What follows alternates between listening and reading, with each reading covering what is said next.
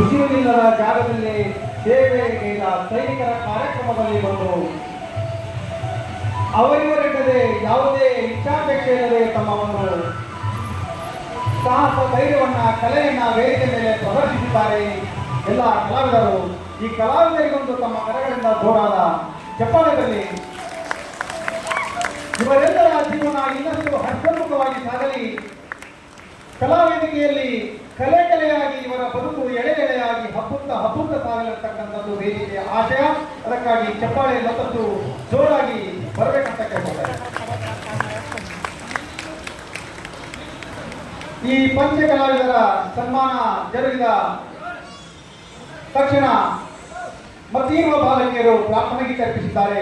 ಕಾವ್ಯ ಮತ್ತು ಅಂಜಲಿ ಈ ಮುದ್ದು ಮಕ್ಕಳಿಗೆ ಸಹಿತ ಸನ್ಮಾನ ಜರುಗುವುದು. ಫೋಟೋ ಸೆಷನ್ ನಡೀತಾ ಇದೆ. ದಯವಿಟ್ಟು ಚಪ್ಪಾಳೆ ಮಾಡಿದ್ರೆ ಏನಾಗಲ್ಲ. ಫೋಟೋ ಸೆಷನ್ ಚಪ್ಪಾಳೆಗೆ ಯಾವುದೇ ಕಾಂಪಿಟೇಷನ್ ಇಲ್ಲ. ಯಾಕಂದ್ರೆ ಕಲಾವಿದರಿಗೆ ಅವ್ರು ಏನೂ ಕೇಳಲ್ಲ. ನಮ್ಮ ಒಂದು ಮನದಾಳದ ಆಶೀರ್ವಾದ